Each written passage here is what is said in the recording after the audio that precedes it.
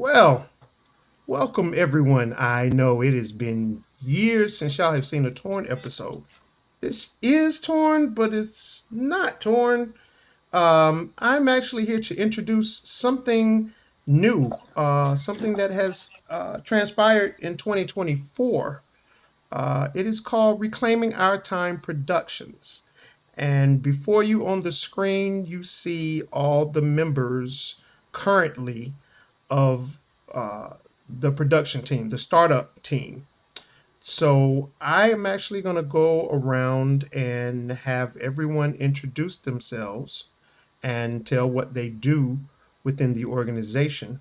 And then we're just going to have a brief discussion about why they are in existence and what their plans are for the future. I'm going to start with what I see on my screen. So the first person I see is Natasha Jackson. So introduce yourself and tell us what your role is. Hello, I am Natasha A. Jackson, and I am the Executive Director of Reclaiming Our Time Productions. Okay, thank you. The next person on my screen is Josh Henderson. I can't say Jay Maudries. Could you introduce yourself, please? You literally just said it, but okay. Right. I am Jay Mardries Henderson, and I am the artistic director for Reclaiming Our Time Productions. Okay, thank you, sir. The next person on our screen is Rochelle. I can't say Jay Rochelle. Could you introduce yourself and tell us what your position is? You literally just said it. But hi, everyone. I'm J. Rochelle Fowler. I am the marketing director for Reclaiming Our Time Productions. Thank you. Next on my screen, and the person who has the pen on, which we probably all should have one on, but we're a little relaxed right now. And as theater people, which is also wonderful to have us as theater people, we're all actively working. So we're doing stuff. So that is the reason why, you know, you do see us right now without the pen. But this gentleman is wearing our pen.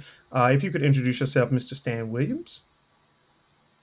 Good afternoon, evening. I am Stan Williams. I'm honored to serve as one of the advisors to Reclaiming Our Time Productions.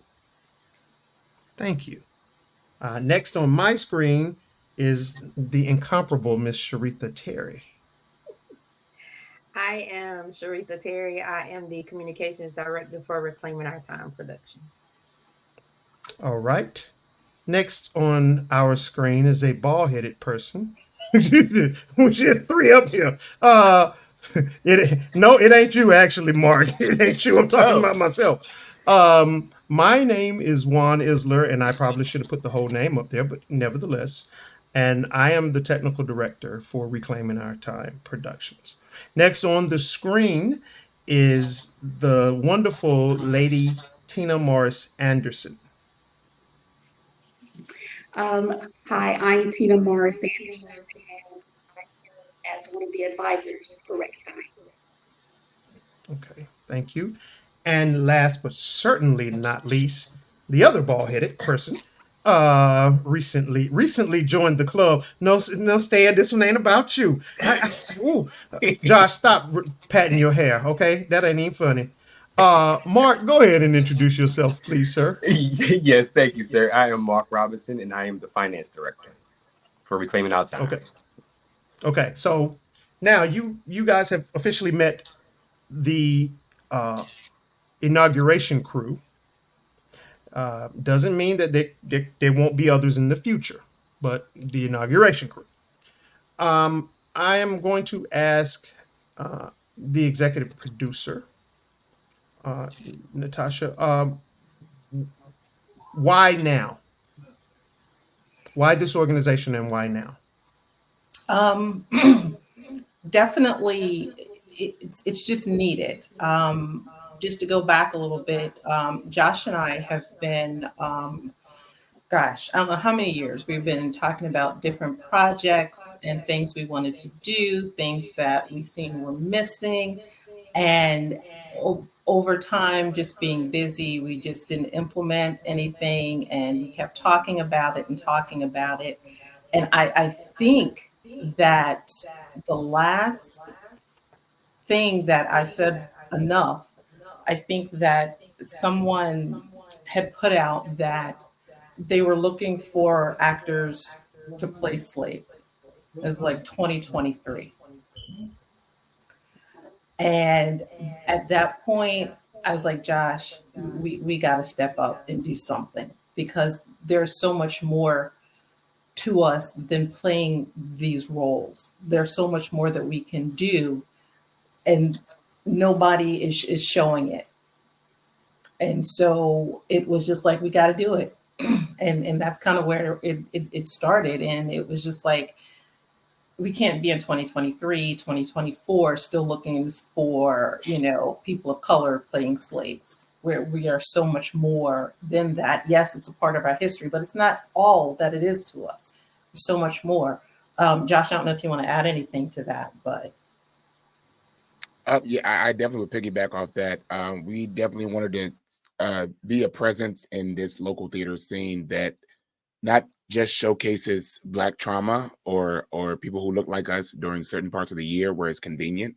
We wanted to be able to be a constant presence, not just in the local theater scene, but also inside of the school systems, because representation definitely matters. And I look at this screen here and I see the different pigments and melanations that are all here that are being represented, because I think a lot of times people think that Black people, essentially, because most of us here do identify as Black, are a monolith and that we all, experience life the same.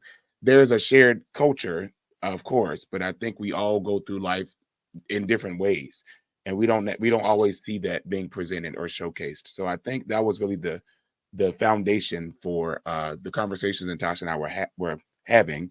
And then, of course, because we have experience in the theater, we knew people who were skilled and credible in this theater scene who we wanted to work with. And we knew that they had resumes and work ethic, which is not always the case. And I'm sure we'll probably get more into that, so I don't want to, jump ahead, but because I will if you let me keep talking. But yeah, that certainly is the foundation for this new project. Okay, thank you. Jay Rochelle. I'm sorry, Rochelle, because I can't say Jay Rochelle. What? And I'm going to play the antagonist here, just putting it out there, so that we can answer some questions that are probably people don't want to ask. What separates this organization from other predominantly Black organizations that have been in this area and are doing very little or now currently defunct? Thank you, Juan. For me, it's the motivation and the intention behind what we're doing. Like, we recognize a gap in the theater community when it comes to BIPOC artists, and we're trying to fill the gap. And that extends beyond just what type of play that we choose. Like, we wanted to do professional development. Like, we're interested in elevating us as a community, and not just Black and brown artists, but marginalized folks as a whole, because it extends beyond just race and ethnicity. There are a lot of voices that are not being heard, a lot of marginalized voices that are not being heard, are not being seen. And representation, as Josh said, matters. Representation in the school system, representation on the stage, behind the stage. And we want to make sure that we elevating each other, we're empowering each other, and that our voices are being heard and being seen, and that we are being seen. Okay, thank you. Stan, you mentioned that you are an advisor of this organization. I'm kind of putting you on the spot here. What is the advice that you would give young people who are looking to get into theater, young minorities that you think are looking to get into the theater, and how do you think this organization can really benefit them? Thank you for that question, Juan. It's actually Very insightful. And so I really appreciate that. Part of the work, my personal work, that I don't talk about much, is very much involved around imagination, how we see things and how we perceive things, and what we believe about ourselves and others in the world around us.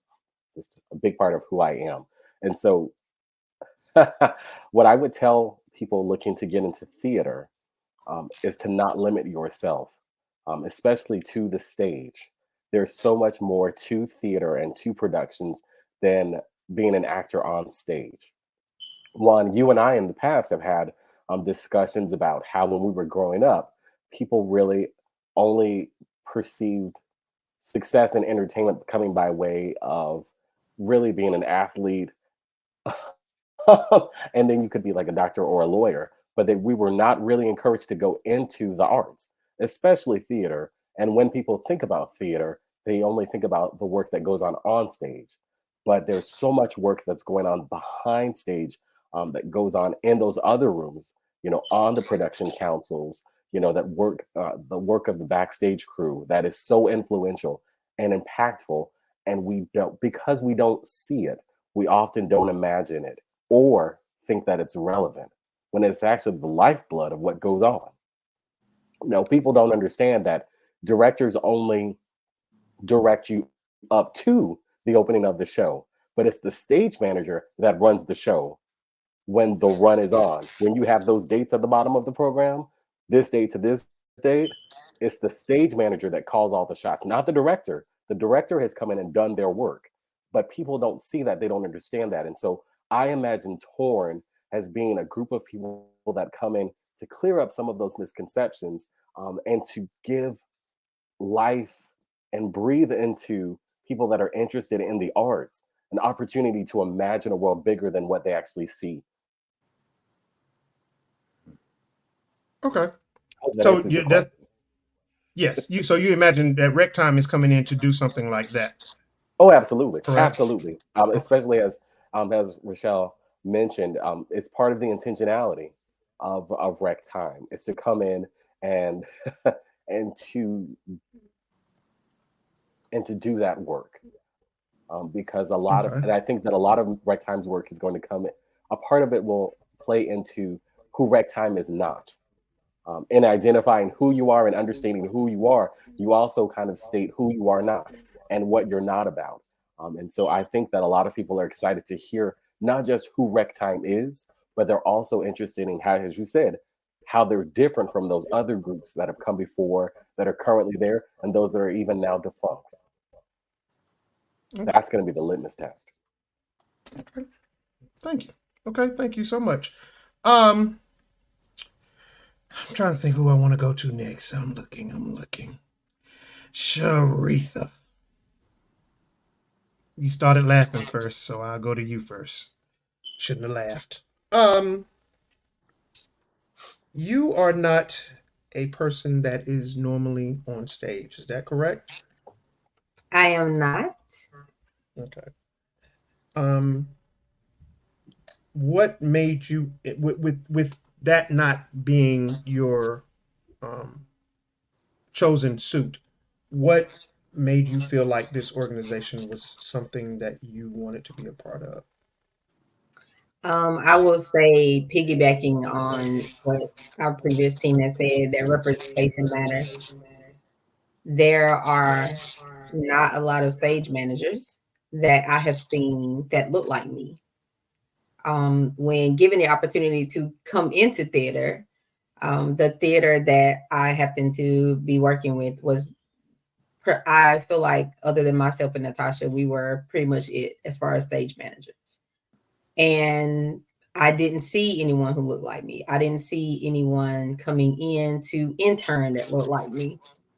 And I know myself, I'm not an actor. I don't have a desire to be on the stage, but I like to know what is done to make everything happen. What are you doing to make all the pieces come together? And so, in choosing to be a part of break time, I wanted to be a part of what was making things be put together. What are we doing to fill the gaps? What are we doing to show representation? What are we doing to have people students, professionals that look like us say, you know what, I can do that. I am able to do that. There is somebody when I walk into the theater that I can see myself in. As Stan stated, your imagination. If I can imagine it and I can see it, I can do that. I can do that thing. So I want to be a part of the putting of together and what makes it work. And I want to be able to show people that look like them. Okay. Playing the antagonist again. Um, but Sharitha, I mean, when we're in theater, we shouldn't see color. I mean, why does that matter? We're all people, and we should, that shouldn't matter when you come into the theater. Theater is a loving community, and so why does that matter? Theater is a loving community. It has the opportunity to be a loving community. But there is no way that I can show up in a space and you not see my color. Because if I show up in a space and you tell me you don't see color, that means you don't see me. Okay. Thank you. Y'all don't need.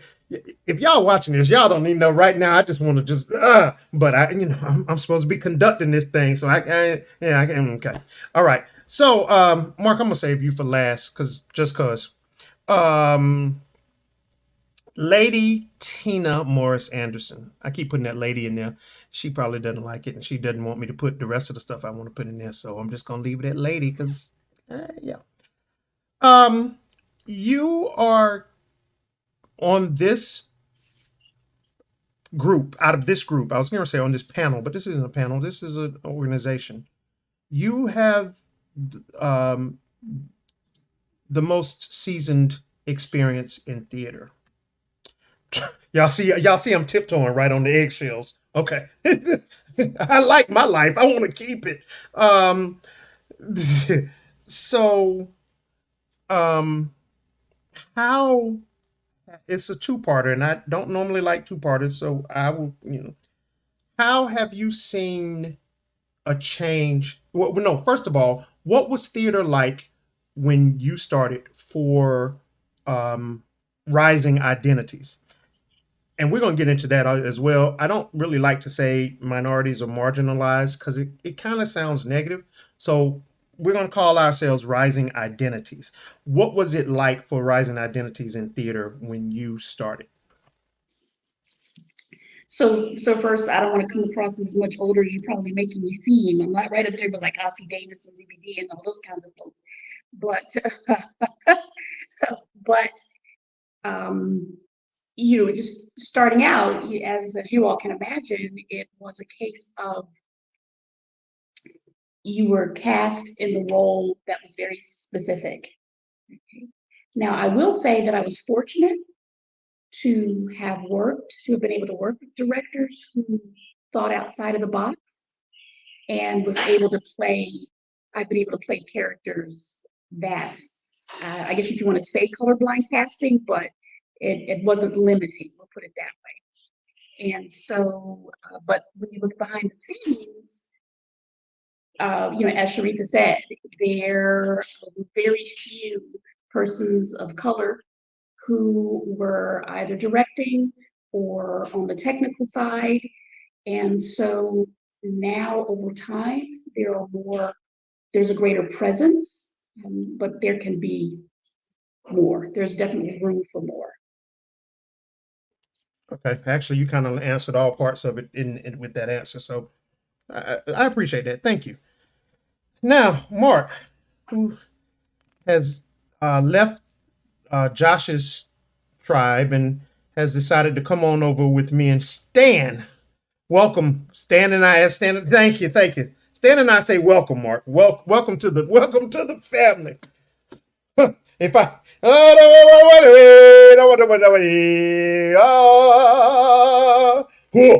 okay, so welcome to the family. Now, Mark, correct me if I'm wrong. Theater, am I right in saying that you are probably one of the newer members of community theater in this area? That is correct. Just like my bald head. Yes, I'm new to the. Okay. Yes, And that as would be y'all can correct. see, yes, as y'all can see, who the folk watching this, we laugh, we joke, we have a good time because that's one of the things that's our culture. That's what we do, Yeah. and we do that. And I'm gonna go ahead and give my little testimony. We do that because we've seen enough hard times and enough oppression that we can laugh. We're allowed to. So, Mark, as a newer person into this, what is it that you are seeing as far as community theater in, and we'll just say in Wake County, and what things would you like to change?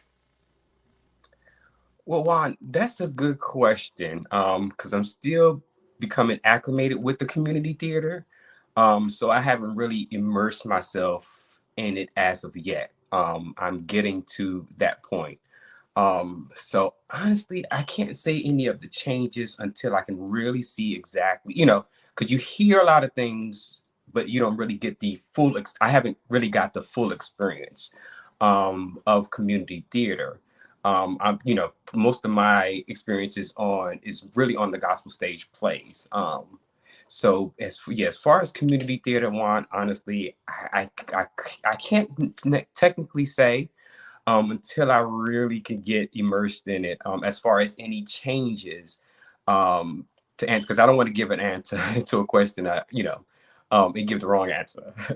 But I'm like I say, I'm still experiencing that community theater feel. So with Rec Time, this is a good opportunity to actually get into seeing exactly how community theater works. And behind the scenes, seeing behind the scenes and the things that go on. Like I say, I'm used to that part of it with the gospel stage plays, but community theater, like I say, I'm still getting the feel of it. So Rec Time is a great opportunity to really hone into that part of the experience when it comes to acting in theater. Okay. Yeah. I was going to say, and there are no such thing as wrong answers. It's what you experience, what you Gotcha. have experienced so far is and if you don't want to elaborate, you don't have to. But there's no such thing as a wrong answer, and I think that is another reason for this organization coming together because sometimes the answers of people of my hue is different Mm-hmm. than the answers of people that aren't of my hue because they see it differently than we see it. So Mm-hmm. there is no wrong answer. But okay, But I'm so good. far, I mean, why? But Go ahead. but to answer, I'm sorry to cut you off, but Hmm. as as we are, as far as when it comes to Rec Time, what I hear a lot of the community theaters, one thing, the biggest change is I would say about getting into the community, which does set us apart. You don't see a lot of the community theaters actually getting into community and teaching and giving those instructions and being able to, you know, reach an audience or reach people that look like us as well as far as when it comes to theater and things like that. So that's the thing that I would see so far when it comes, like say, to the community theater aspect of it is really getting in more so in the community, and that's the same thing that I would say would change. But I see that that's the thing that Rec Time is offering, and again, what sets us apart. But I think when it comes to that part, because a lot of times the theater, you hear a lot of that in the high schools, they may have some type of, but to go into that part of actually teaching and really getting an understanding of what really goes on behind theater from A to Z, from theory to practice.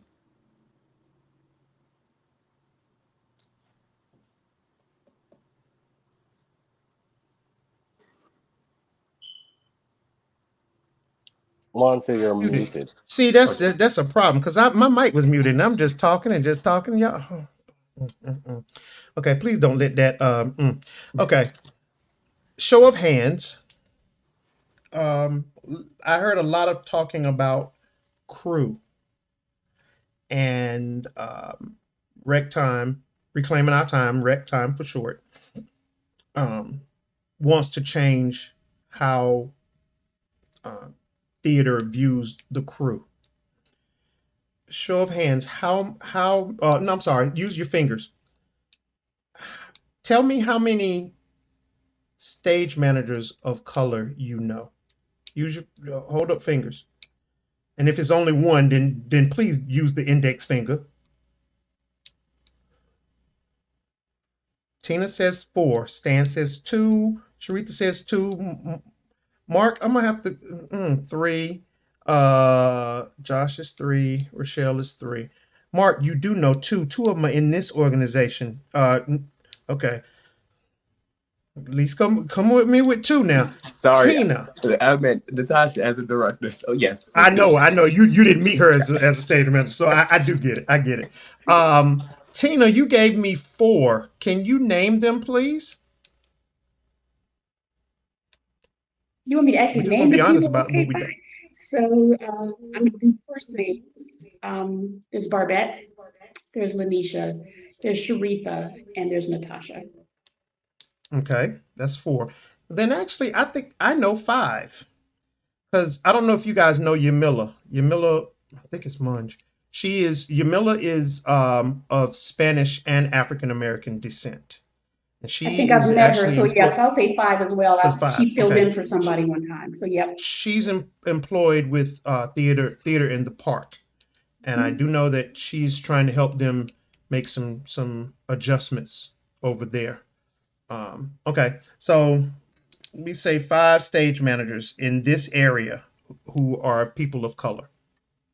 Okay. Um, what's next? How many? Show of hands. Put the fingers up again. How many lighting directors? Yeah. Um, lighting designers. Do you know? Please hold up a finger. People of color.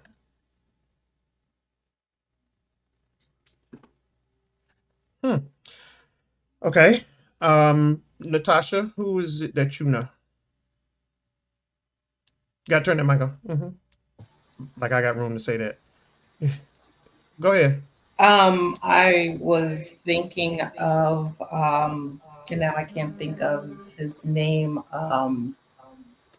Oh, okay. Uh, Davion, is that the name? Yes. Okay. Yeah, I think Darian. Darion. Okay. Darion. Yeah. Okay. Thank you. Okay. Well, and since it's kind of getting scary with scarce with names, we're just gonna ask you how many you know without asking names. Um, how many? Well, no, this one I do want names. How many sound designers do you know? Oh, Tasha said she don't know any. Oh. Feelings are hurt. So is everybody saying 1? Is everybody in agreement on who that 1 is? Okay, that 1 would be me. That would be me. Wait a minute. Oh, Josh. Okay. Um, set designers. Oh, I know of 1, and he designed the set for Fences, and he was also bass. He played bass for the Motown Christmas last year. Okay. I did lighting. I did sound. I did set. Costume designers.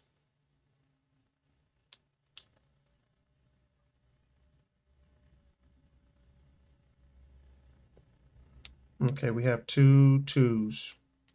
We'll leave that there. What am I missing? Did stage managers. I did. That's it, right? There's nobody else on the crew. Props. Oh, props. Sorry, props.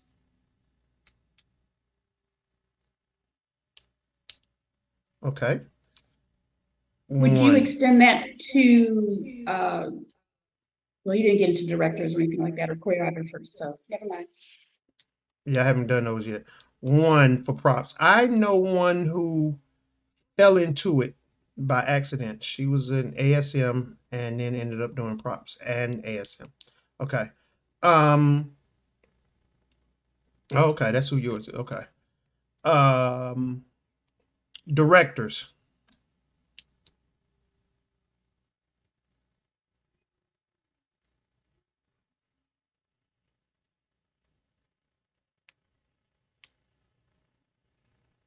Okay.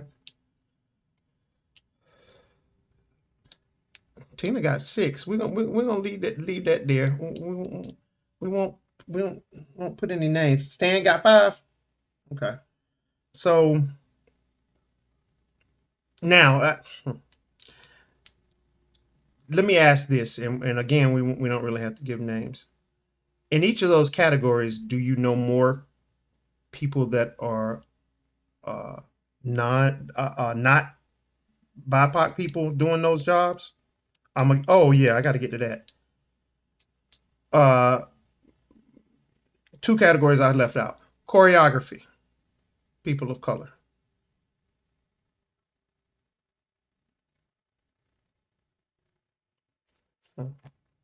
Okay, and then music directors.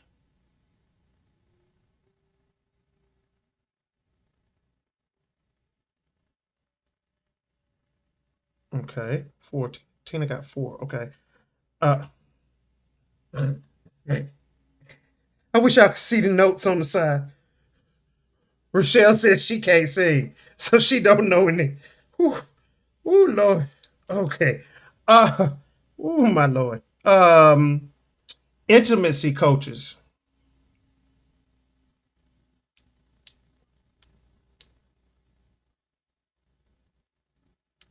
2. Okay. Okay. Fight choreographers. I was gonna say choreographers. What in the world?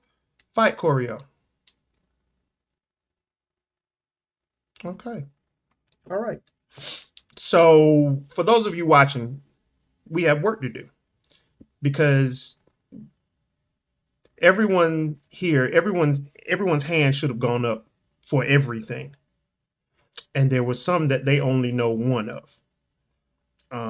So we have our work cut out for us. Now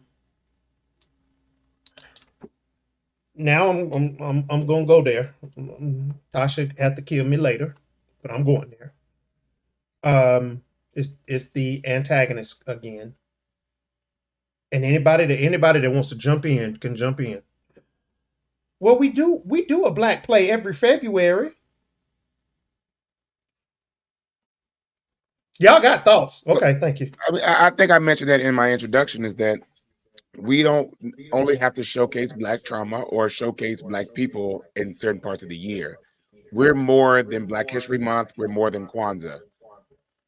So yeah, thank you for doing that, and we appreciate that. But there's more to us than 28 days, and we got an extra day this year, 29 days, in a 360 plus day year. We're for us, all of us identify as Black. We're Black all year long. So giving us though that little segment of time, which originally was a week, and it became a month, and so to just corner us in there, especially with our contributions to this country and to theater, that yeah, you can't put baby in the corner. Come on now. It's a slap in the face. Yeah, that's a Dirty Dancing reference for those who are watching. Okay. So antagonist again. I'm looking at this panel. So are y'all one of them? Are y'all one of them all black groups that you just don't want white people around? Anybody but Josh? You just don't want white people to be a part of anything? Cause see, Josh, I had to put a leash on Josh every now and then. I'm sorry, it's just the truth. That y'all don't want cause look at this panel. I mean, it's all black people up here, and what are y'all doing? Y'all don't want white people involved? So I want to say that we have never stated, it's nowhere on our website or anything like that, that we are an all Black organization, BIPOC. We are an inclusive organization. However, at the same time, we want to elevate and empower those who have not been identified. As someone who is a stage manager, director, etc., especially as a community stage manager, I can't tell you how many times I have been the only one in the room. And in some cases, been the only one in the room for multiple years, but never invited to the table. So I can serve, but I can't sit at the table with you. And so when I feel like if someone feels like they see all of these people, beautiful people of color, and all of a sudden feel like, oh, they can't become a part, maybe that's a personal thing. Maybe that's some other inventory that you might need to go through and figure out what's going on. But I want to be very clear. We have never stated, and it's nowhere stated, that we are only. If anything, we are inclusive. And I might be speaking probably too ahead, but we know we have a show coming up in September that we're partnering with North Raleigh Arts and Creative Theater and EBZB Productions with Native, written by Ian Finley, starring very own J. Madrice Henderson, as well as David Zumbrennan. Josh, were you talking on mute? I'm thinking out loud. Yeah. So, for those who are watching who don't know, is Ian Finley a person of color, Natasha? Not when I met him. Not the last time I saw him either. Yeah, right, a couple weeks ago. Great person, extremely talented, whose work needs to be out there more. Beautiful script. Okay. But it's not a person of color. Sharitha, I'm gonna be antagonist again. Y'all need to make up y'all mind. Are y'all here for the people of color, or are you here for the white people? Which is it? What are y'all doing? What is going on? So you have to choose if you're going to be a warden or engineer. You are either tearing people down or building people up. And reclaiming, we are engineers. We are building people up. We are building bridges. We are establishing connections to whatever person comes to the end of that bridge, whether they are pink, purple, white with polka dot stripes. It's probably a little purple in there. It doesn't matter what color they are, the pigment of your skin, or the lack of pigment. We are engineers and not wardens. So we are not limited to a specific gender, race, creed, color, or religion. We are about building and connecting and establishing excellence, because excellence is the expectation, regardless to the pigment of your skin. Let the church say, come on here now. Amen.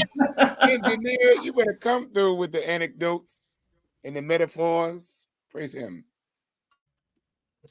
That's all Josh had. That's all he wanted. He wanted to get that out. Okay, dokie. All righty. Tina Morris Anderson, Lady Tina Morris Anderson. Okay, I'm gonna stop there. Okay. What is a safe place?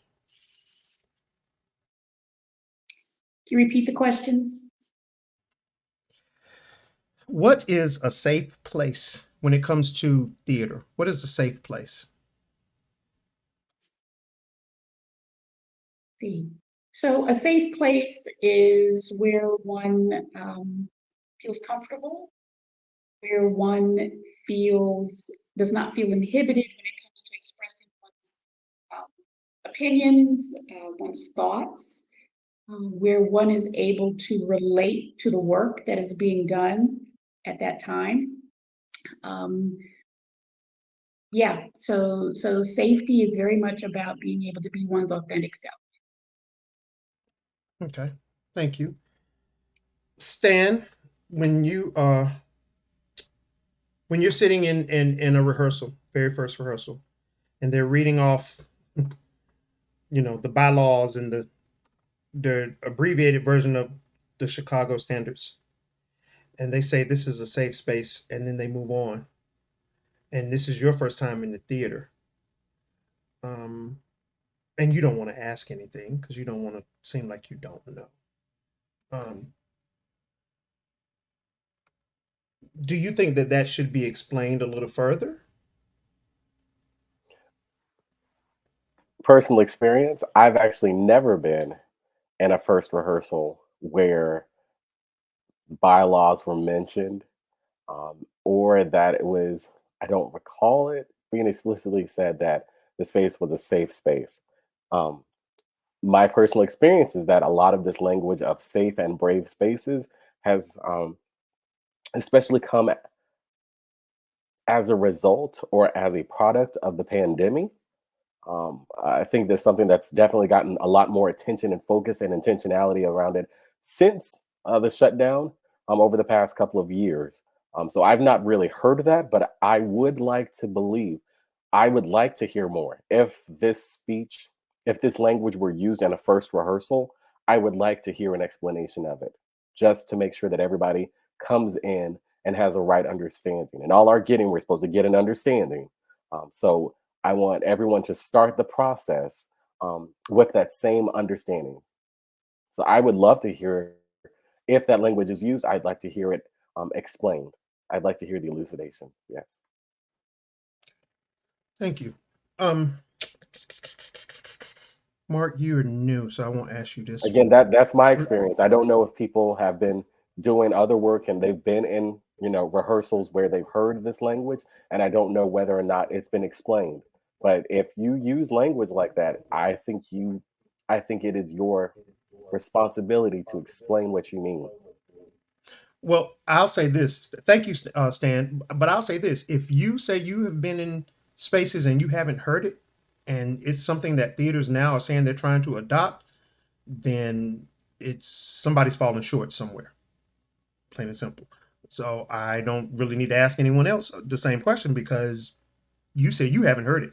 So, okay. Well, I haven't been working. I haven't been in as many productions as of late as other people that are on the screen at the moment. And so, since I know that they have been actively involved in other works, they might have heard it. Okay, well then you know what? Let me ask Rochelle, same question. Let's do that. So I would say in the last couple of years, I've started hearing the word safe space used in the early parts of rehearsal. I will say that it's not always defined. That's number one. And number two, saying it doesn't create it. So for me, I think what we need to work more on is brave space, because to create a safe space means that you're taking ownership that everyone in this room is going to create this safe space, that you're trusting it. What I can say is I am a safe space for anyone that I'm on stage with or in production with. But what I am more of is a brave space, because I will speak up for you, if or for anyone who is in a situation where it's not, they don't feel, whether it's physical, psychological, emotional, or mentally safe. I will be brave enough to speak up and advocate for you at that place and time. Thank you. Tasha? So I kind of have to interject on this one because I am behind the liaison role that has been created for a particular theater. And a part of that role is so that actors, production, crew members, everyone has someone to go to when they do not feel comfortable, when there are uncomfortable situations, there are challenges, when they need support, when they need an ear. And so it is probably the only theater that had started it right after everything opened back up. And I do know other theaters have attempted to start that role and understand the importance and need to have a safe space. It is an ever evolving role because, truth be told, people are people, and some people come to theater with their own baggage. And there are times where the liaison role has morphed into something extremely huge that has nothing to do with what's going on in the theater, but because people come in with that, it has to be dealt with. There are mental health issues that have to be addressed. And so, what we have been trying to do at this particular organization is try to teach, prepare, arm, provide resources and support um, to those involved as much as we possibly can. But when you think of community theater, there are limited resources. Okay. I, I want to ask, and anybody can chime in on this. Someone mentioned that, right after the pandemic, um, and George Floyd, there there started to be a change in this country. There also started to be a change in theater. Torn had something to do with some of that. Are we still on that same trajectory, or do you see things going back to the way they were before the pandemic? I got a nod, but anybody can chime in. Go ahead, So, Tina.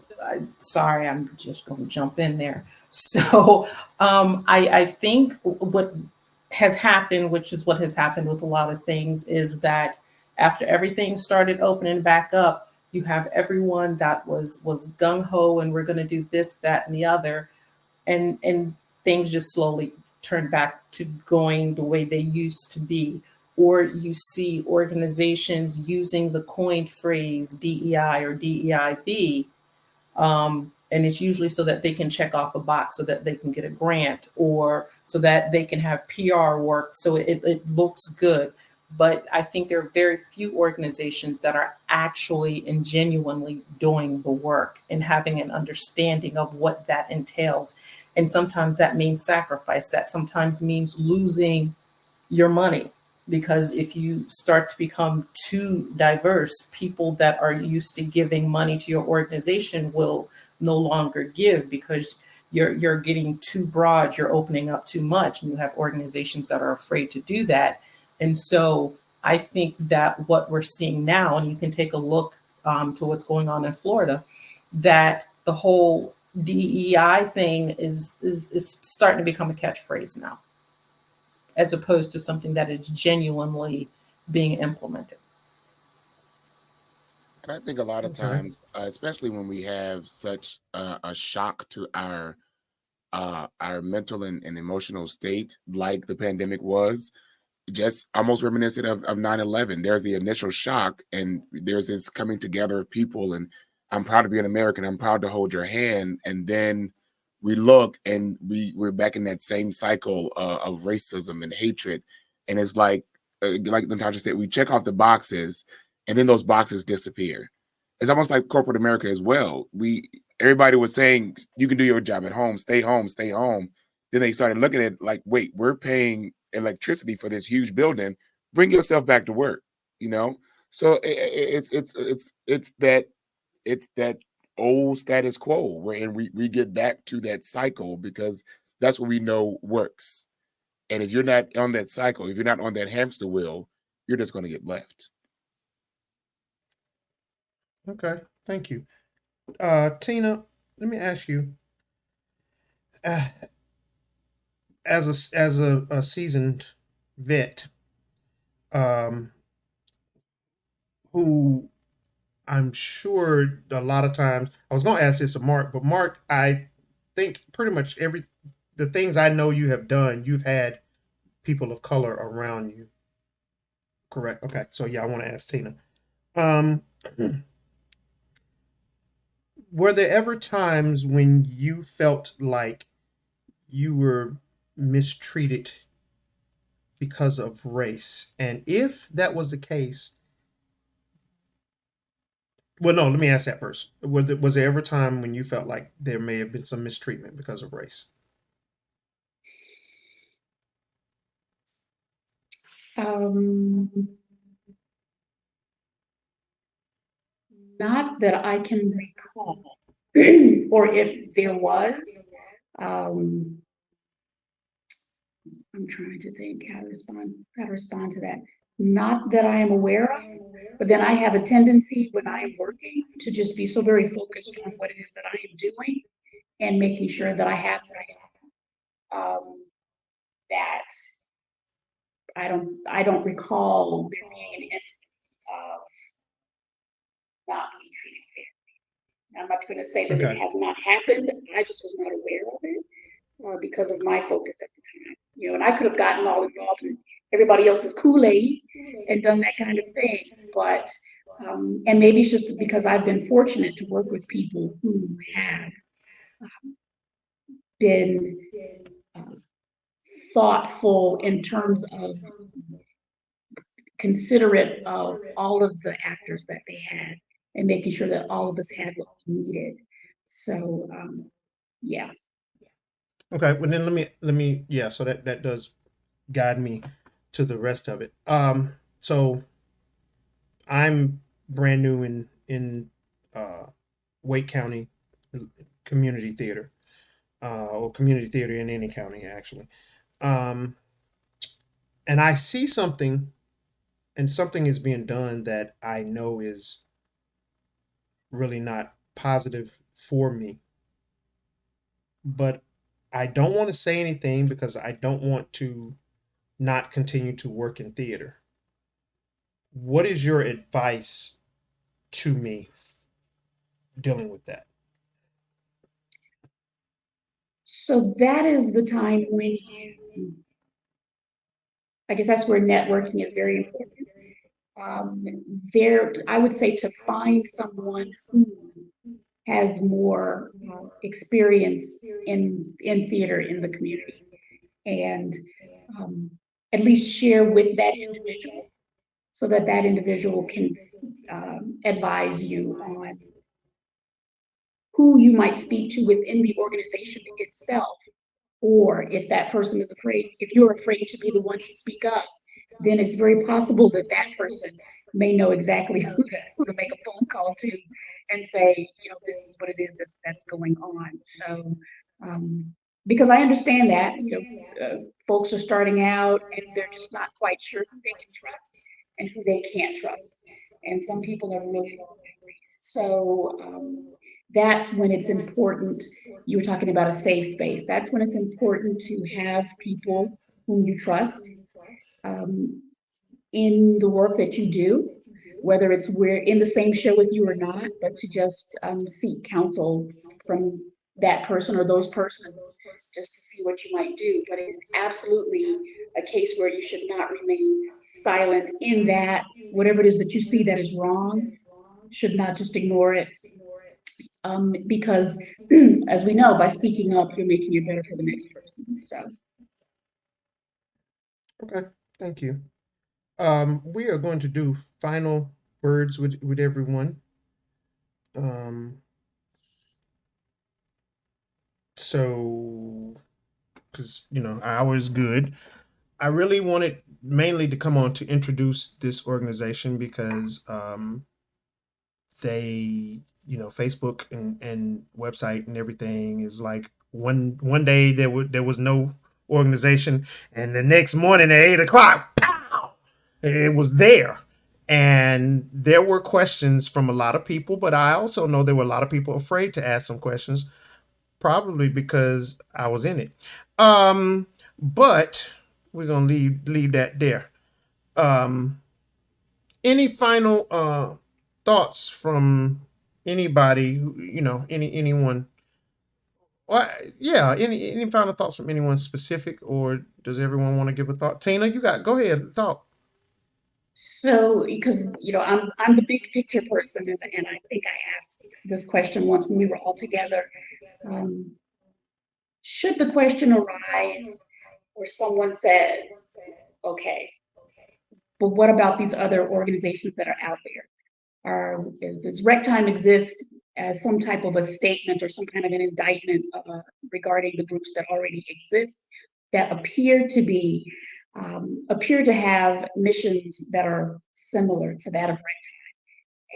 And I would say the creation of rec time is not an indictment of what already exists in terms of what is available to technicians and actors of color, by no means. And it does not preclude partnering and collaborating with other groups that already exist. Because we can get involved in turf stuff, and it's unfortunate to think that when we talk about our community and our audiences and our actors, that it's a turf thing, and it shouldn't be, because the rest of the world does not have a turf issue. So, so that would be the one statement that I would leave, that rec time is not here to replace or to compete with anyone, but to just assist, to join the whole, everybody on the boat rolling in the same direction. So there's my 15 cents. And I would Anyone else? I would just like to reiterate the fact that part of what the beauty of rec time is, we recognize a gap. And just because we recognize a gap, it is, as Tina said, it's not an indictment on anyone else. Everyone, the beauty of people of color is that we're not one thing. We're not going to all fit in the same box. We're not going to meet all the same needs. And by shining a light on us does not dim the light of others. You know what I'm saying? Because if we are highlighting what we want to bring to the table, does not diminish what is already being served. Everybody might not want turkey. Somebody might want some lamb chops. You know what I'm saying? So there's a gap. I think we can all acknowledge that there's a gap when it comes to people of color rising, give it to me, Juan, rising identities, being seen and being heard. And we just want to fill that gap. Point blank, period. In excellence. And I'm going to just say that not everybody is given excellence. And we can acknowledge that. We can acknowledge that. So let's work together so that we all can. I absolutely agree with that, Rochelle. Thank you. Yes, has the Reverend Mother Tina Beloved also mentioned, yes, this is about collaboration. It is not competitive. That is not the spirit of Reclaiming Our Time Productions. That spirit is collaborative because, as Executive Director Natasha mentioned, this is about empowering people. This is about empowering you. It's about leveling up your game. It's about elevating you. This is why we have education. Because iron sharpens iron. And so there's a myriad, a width and a depth and a breadth of experience that's just on this screen right now that has helped to sharpen each other and sharpen those that are in the community around us. So clearly, like, we want to express that, and we want to extend that to others who might not be on the screen, to those that have never heard of this, to those who are new to theater, not even community theater, but theater altogether, to those that are in the community. We want to extend the reach. But we want to do it in a way, as Rochelle said, that it serves in excellence, because you're always being seen, you are always being perceived.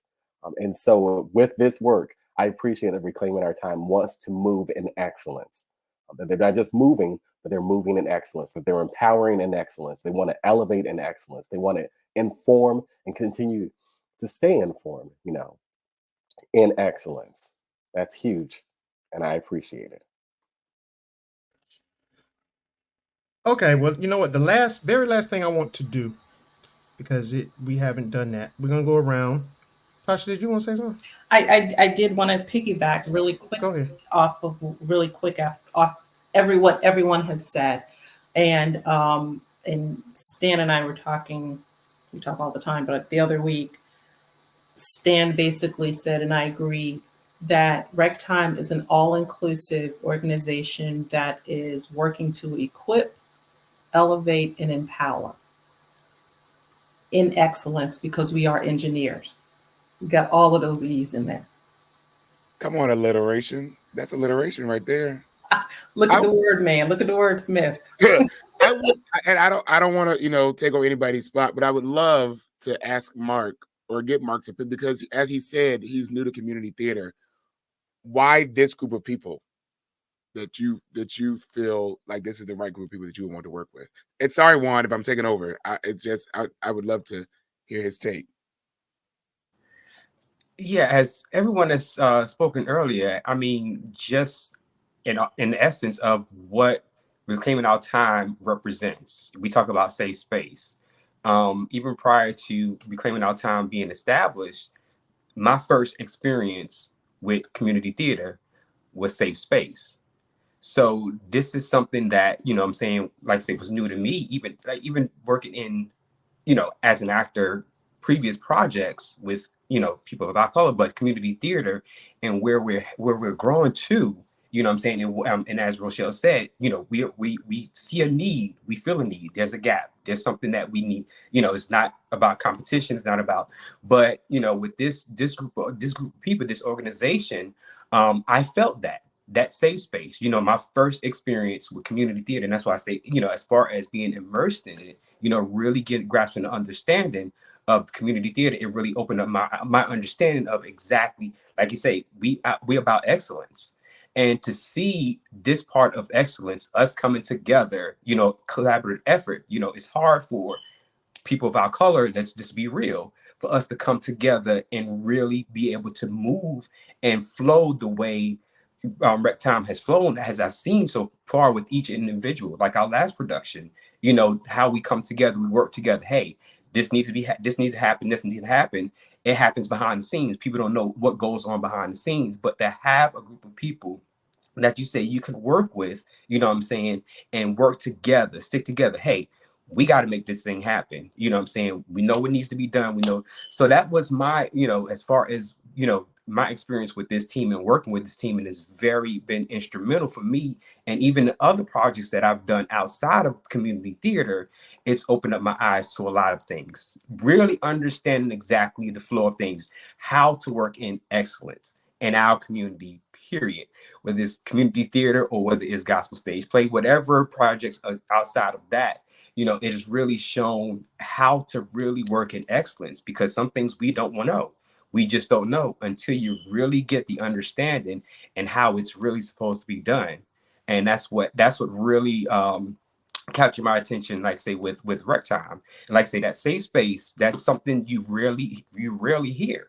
And you hear it, but when you see it actually in action, it makes a big difference.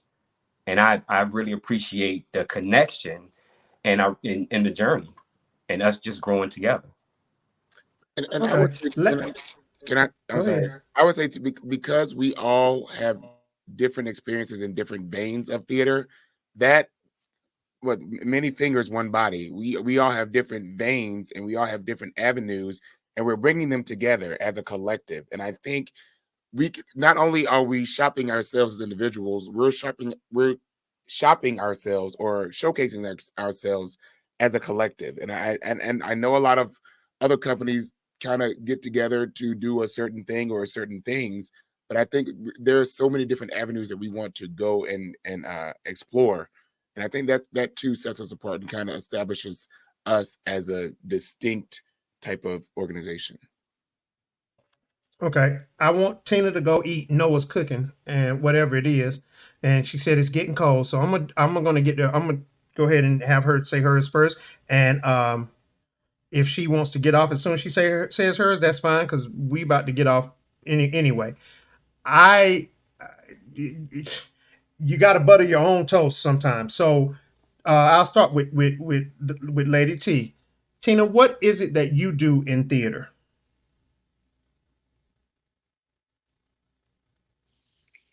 Uh, let's see. I am an actor and a director. Though my last production, I was also a scene designer and several things. So that's kind of what we do sometimes. Um, and also just a big supporter of the arts. And if I can add just two rec times list of things that possibly you just want to think about. Another need is presence on the boards of arts organizations. There you go, because it's all connected. So I just kind of want to add that to Natasha's list. As far as there's also a need for a presence, because that's where budgets are designed and plays are chosen and all that. So, but back to me. I'm an actress and a director. Yeah, and a vocalist. There you go. that answer Okay, your actress, question? director, and vocalist. Because for some reason, I don't know if your phone is too far from you or what, but some of your words go in and out. So, okay, that's good. Actress, director, and other duties as assigned. Please go eat. Please, Lord, go eat. Noah's cooking. Good night, y'all. Good night. I'm doing to everybody else, and they can get off after they finish. After I get them, Lord have mercy. Good night. Bye. Rochelle, I don't know why you wrote vocalist in here, because we're not even going there with you. Um, Mark, what is it that you do in theater right now? Oh, so right now in theater, I am an actor and director. Okay, thank you. And you don't have to go. You can stay on. I just want Tina to get. Tina was hungry. Let's be truthful now. We ain't playing. Ain't nobody It's playing tech games. week. It's She was tech week. hungry. It's tech week. It's, it's tech week for her and Rochelle. So yeah, she was hungry. Stan, what is it that you do in theater, sir? Right now, I am serving as a patron of the arts. But in the past, I have been an actor. Yeah. And other duties And as a assigned. and a vocalist. Thank And a you. vocalist, yes, sir. Thank you. Sharitha, what is it you do in theater? Well, the blanket answer is I do whatever Natasha tells me to do. But specifically, it would be I am a stage manager. I will run Juan sound. I will flip some lights. I'm a dress Mark. I'm gonna make sure Stan has water and the ushers got tissue. We gotta get hugs to my empath up there. So yeah, no, I am stage managing, creating a true safe space and mental health support. That is what we do. And to add to Mark's list, he's an amazing ASM. He really is. Thank you for adding that to his list. Yes, yes, yes, yes. Uh, Lord, Rochelle, what do you do? Lord Jesus. I am an actor. I am a dancer. I'm a dramaturge. I am an intimacy coordinator. I am. I am definitely. I will promote the hell out of a show. So I am definitely a marketing director, and most importantly, I'm an empath. So I'm gonna definitely bring that to every performance, every meeting, everything. So that is important because we need to care. We need to care more about people and about each other. That's my superpower. Oh, okay. Thank you. Josh. Oh Lord, we'll be here. What time? I am J. Marjorie Henderson, and I It's am a 9:24 now. We'll be here in 9:30. Go ahead, Josh. no. I'm an actor. I'm a playwright. I'm an assistant director. I dabbled in stage management for like one show. We'll never do that again because y'all can have that. Um, but yeah, I do what I'm told pretty much most times. But yeah, those are the main pockets I kind of hit. You can Okay. say vocalist. I'm not gonna. It's not gonna hurt No, my no, feelings. no, no. See, I'm BGV. That means I stay in the back and I sway and I sing the note you say. Right. I ain't out front. Right. Praise the Lord. Natasha. Then I can add that as well. Watermelon. Thank you. Watermelon. Thank you. See what happens when you get us together. I'm an equity stage manager. I am a director. I am a intimacy director. I also the creator behind the liaison role here in the community, the Raleigh area community theater, and I also provide mental health support. And then anything else that needs to be done, which I need to work on saying no for that part. Okay. Yeah. Josh, you're an equity actor, aren't you? I won't gonna say nothing, but I mean, yeah, they just sent me my card for the next few months. So yeah, I paid my dues. Yes, you did. And Paid you my dues. get your Lord have flower. mercy. That was a nice price tag. Praise the Lord. And get your flower. Hey, what? So Juan, Okay. what do you do in theater, sir? Oh yeah, me. I am an actor. As Rochelle said, I don't know why tour, but actor. Sound designer. Okay. Uh, what else? Little vocals in there. Oh, Lord. vocalist. Yeah, I do vocals. And I am a member of the Raleigh Arts Commission. I am a Medal of Art recipient, which is one of the highest awards you can get for the arts in Wake County. Um, I serve on the board for Beltline to Broadway. I think that's all I can think of. Who up here is on a board? Natasha. What board? North Raleigh Arts and Creative Theater. Sharitha, what board? Oh, the same one. I'm Okay. on a, I'm on a board somewhere, but don't call that number because it's no longer in service.